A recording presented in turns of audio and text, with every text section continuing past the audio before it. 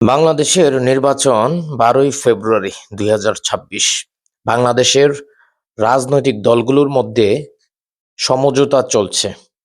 ভারতে বসে সেটা দেখছে বাংলাদেশ আওয়ামী লীগ।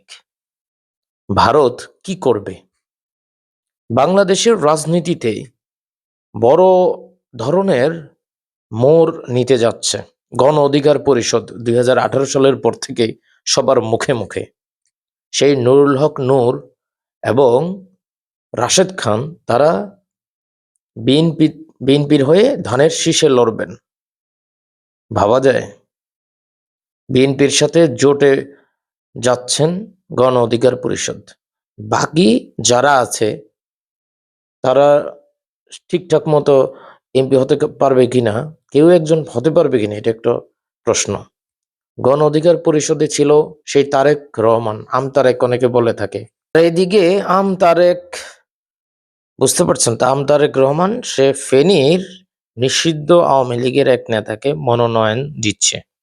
ফেসবুকে এটা একেবারে ভাইরাল। এটা সত্যি নাকি মিথ্যা জানি না, তবে ফেসবুকে এটা দেখলাম। যদি এটা সত্য হয় তাহলে আওয়ামী লীগের যে পুনর্বাসন, বিএনপির এক নেতা কুমিল্লা ৪ ইঞ্জিনিয়ার মুন্সি, বিএনপির নেতা, হেভিওয়েট নেতা, ৩ বারের এমপি, ৯৬ সালে যে নির্বাচন হয়েছে ৩ মাসের, সেটাতেও জিতেছেন। ৯৬ সালে পরে যে নির্বাচন হয়েছে সেটাও আওয়ামী লীগের নেতার বিরুদ্ধে যায় জিতেছেন, মানে আওয়ামী লীগের আমলে এমপি।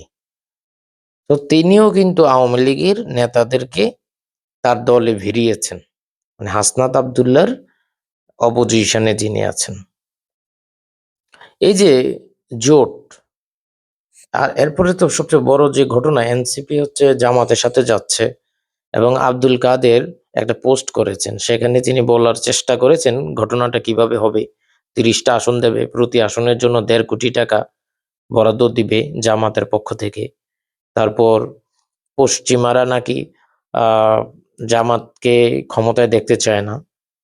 এখন ক্ষমতায় যদি বিএনপি যায় তাহলে অপোজিশনের লিডার কি হবে, সেটা নাকি এনসিপির নেতা নাহিদ ইসলাম হবে। এই যে জোট কেমন হচ্ছে, এটা কি আপনাদের কাছে কি মনে হয়? এটা কি আগে থেকে সেট আপ? মানে বিএনপি এবং জামাত তারা সরকারে থাকবে, বিরোধী দলে থাকবে। এখন বিরোধী দলের নেতা নিয়ে যেহেতু সমস্যা, সেক্ষেত্রে এনসিপি যুক্ত হয়েছে, আবার গণ অধিকার পরিষদ বিএনপিতে চলে গেছে। মাঠ একেবারে ফাঁকা, ২ দল, সরকারি দল আর বিরোধী দল। এইভাবে নির্বাচন কিভাবে দেখছেন আপনারা? আসলে কি হচ্ছে? এখন দূর থেকে ভারত থেকে তো ভারত দেখছে, পাশাপাশি ভারতে যারা আশ্রয় নিয়েছে বাংলাদেশ থেকে পালিয়ে আওয়ামী লীগের নেতারা, তারা কি প্রতিক্রিয়া দেবে? তারা তো বাংলাদেশের যে জুলাই আন্দোলন হইল, দেখেন প্রথমে কোটা আন্দোলন ছিল, কোটা আন্দোলন থেকে জনগণ দেখলো যে তাদের সামনে ছাত্ররা মার খাচ্ছে, মারা যাচ্ছে, জনগণ যুক্ত হলো, যুক্ত হয়ে একদম হাসিনাকে পালাতে বাধ্য করলো। তারপর ইউনূস সরকার আসলো, ইউনূস সরকার ১.৫ বছর ক্ষমতায় থাকলো, থাকার পর আইন শৃঙ্খলা রক্ষাকারী বাহিনীরা কোনোভাবে নিরাপত্তা দিতে পারছে না। এবং নিরাপত্তা দিতে পারছে না বলতে, এই যে বিভিন্ন ধরনের ঘটনাগুলো ঘটছে, এই ঘটনাগুলোর কারণে দেশ একটা অস্থিতিশীল সময়ের মধ্য দিয়ে যাচ্ছে, বাজে একটা সময়ের মধ্য দিয়ে যাচ্ছে। এবং আজকে কিন্তু হাদির জন্য শাহবাগ ব্লক করে দেওয়া হয়েছে। এই যে তাদের জোট, এই জোট হচ্ছে গণ অধিকার পরিষদ বিএনপিতে, এনসিপি জামাতে চলে যাচ্ছে, মাঠ একেবারে ফাঁকা।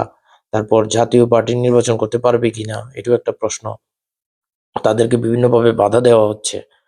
এখন হাদি যদি আজকে বেঁচে থাকতো কি বলতেন? এখন হাদিকে শুট করা হয়েছে, তার বিচার নিয়ে কিন্তু আন্দোলন হচ্ছে, বিক্ষোভ হচ্ছে। কি মনে হয়, জটিল ধাঁধা নাকি একদম সহজ সমীকরণ সামনের নির্বাচন? কি মনে করেন আপনারা? জানাতে পারেন আপনারা কমেন্টে।